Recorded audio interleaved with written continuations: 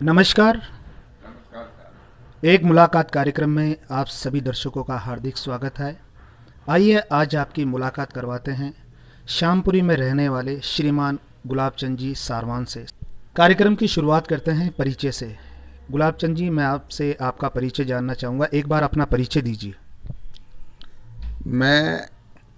मेरा नाम गुलाब चंद सारवान है। मैं हीरा की मोरी श्यामपुरी बस्ती का रहने वाला हूँ। पहले मैं रामगंज घोड़ा निकास रोड पर रहता था, जिसमें मेरे पिताजी के साथ रहता था मकान में। घोड़ा सारवान जी, लोग आपको वकील साहब भी कहते हैं, तो आपको वकील साहब क्यों कहते हैं, इसके बारे में थोड़ा हमें बताएं। देखिए, मैंने सामाजिक स्तर पर बहुत कार्य किए हैं। पहले सामूहिक विवाह हुआ करते थे, उसमें मैं प्रत्येक जोड़े को मेरी तरफ से एक एक साड़ी, एक एक पैंट शर्ट, और जितने भी जोड़े बैठते थे उनको सबको एक एक साड़ी, एक एक पैंट शर्ट और 5-5 बर्तन दिया करता था। बहुत ही अच्छी बात बताई आपने। आपकी धार्मिक प्रवृत्ति भी है और दूसरी बात, समाज के प्रति आपका जो सहयोग है ये भी बहुत ही अच्छा है। जो आप सामूहिक विवाह के अंदर जितने भी जोड़े बैठते हैं उनको आप पैंट शर्ट, साड़ी और 5 बर्तन भी देने का कार्य करते हैं। ये बहुत ही अच्छी सामाजिक सेवा है। और 51 रुपये।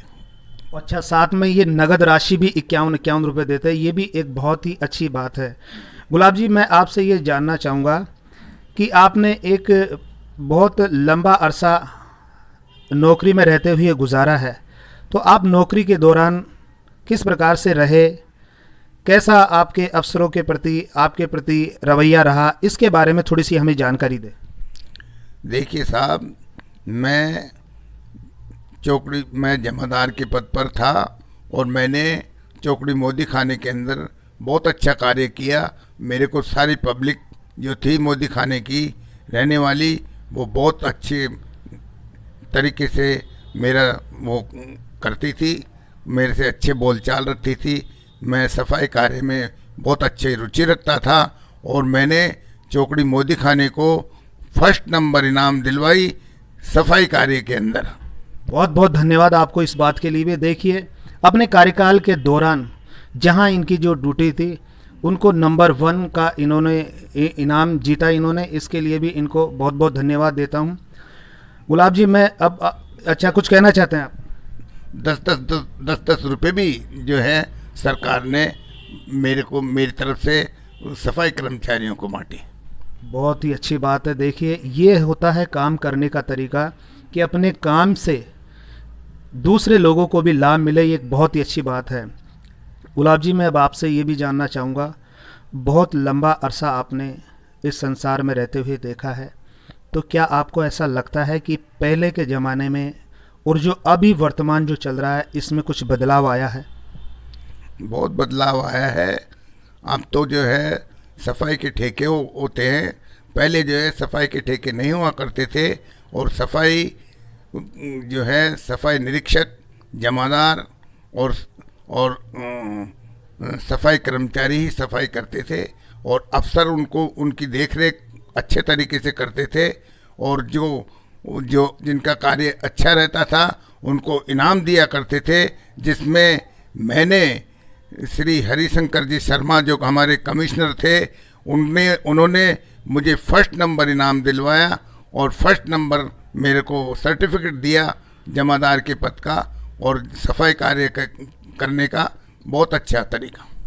गुलाब जी, अब मैं आपसे ये भी जानना चाहूँगा कि अभी वर्तमान के अंदर जो स्थिति है, क्या ये सही है या गलत है?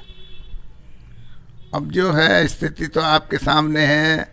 अब तो ठेके होते हैं और जो है नगर निगम के अंदर जो है काफ़ी हलचल रहती है। अच्छा गुलाब जी, अब मैं आपसे ये भी जानना चाहूँगा कि जो हमारे जो वाल्मीकि समाज के जो लोग हैं, सामाजिक लोग हैं, इनको आप क्या संदेश देना चाहते हैं? मैं ये संदेश देना चाहता हूँ सफाई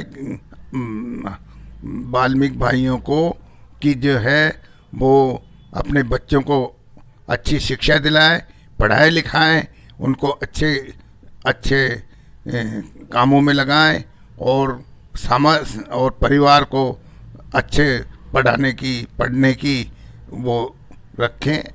देखिए गुलाब जी ये कह रहे हैं, ये समाज को ये संदेश देना चाहते हैं, सभी वाल्मीकि समाज को, कि वाल्मीकि समाज अपने बच्चों की पढ़ाई का विशेष रूप से ध्यान रखे, बच्चे पढ़ लिख कर विद्वान बने, उच्च पदों पर जाए।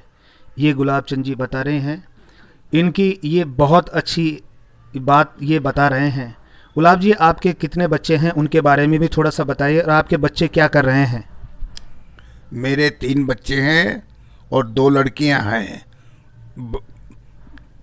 बड़ी वाली लड़की तो नगर निगम में जो है वो सर्विस में है, और छोटी वाली लड़की जो है वो पीडब्ल्यूडी में यूडीसी के पद पर कार्य कर रही है, और मैट्रिक पास उन्होंने करवाई। इंदिरा गांधी ने जो है वो एक संदेश दिया था कि जितनी भी वाल्मीकि समाज की लड़कियां पढ़ी लिखी हैं उनको सबको नौकरी दी जाए।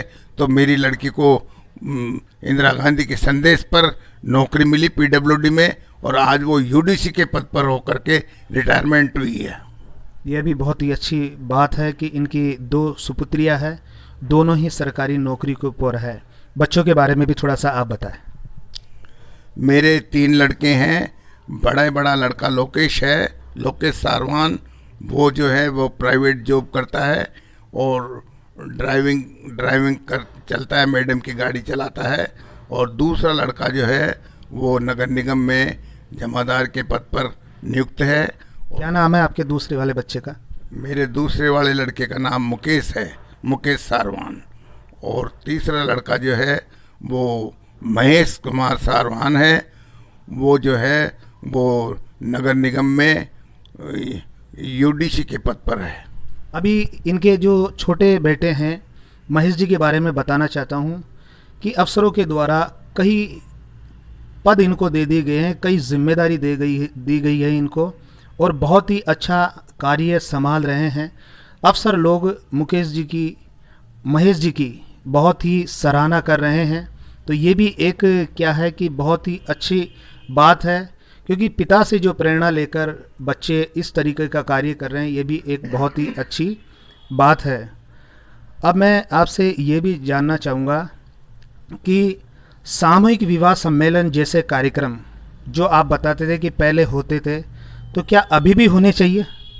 हाँ, होने चाहिए। बहुत अच्छी बात है, अच्छी बात है, होने चाहिए, मेरा संदेश है। ये बता रहे हैं कि जो सामूहिक विवाह सम्मेलन के जब ये कराते थे, लेकिन अभी वर्तमान में ये सामूहिक सम्मेलन कम हो रहे हैं, होते तो हैं लेकिन कम होते हैं। लेकिन इनका ये कहना है कि अगर सामूहिक विवाह सम्मेलन होते तो गरीबों को एक बड़ी मदद मिलती है, समाज के अंदर जो अनावश्यक खर्च होता है उस पर भी रोक लगती है। सारवान जी, आप अपने पिताजी के बारे में भी थोड़ा बताएं। देखिए साहब, मेरे पिताजी पुराने ज़माने के अंदर जो है वो श्री चिरंजी लाल जी अग्रवाल एडवोकेट, बहुत सुप्रसिद्ध वकील थे।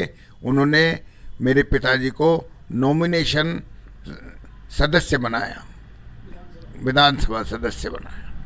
ये बता रहे हैं कि इनके पिताजी को भी विधानसभा सदस्य बनाया। वाल्मीकि समाज के अंदर पहले ऐसे व्यक्ति इनके पिताजी जो कि विधानसभा के सदस्य नॉमिनेट किए गए हैं। ये आपके पिताजी का नाम बताइए। मेरे पिताजी का नाम ललिता प्रसाद जी सारवान सारवान है, और उनके पिताजी श्री हेमचंद जी सारवान थे। बहुत बहुत धन्यवाद। यह भी एक बहुत बड़ी बात है कि वाल्मीकि समाज से पहले ऐसे व्यक्ति इनके पिताजी जो कि विधानसभा के सदस्य बिना चुनाव लड़े नॉमिनेट किए गए।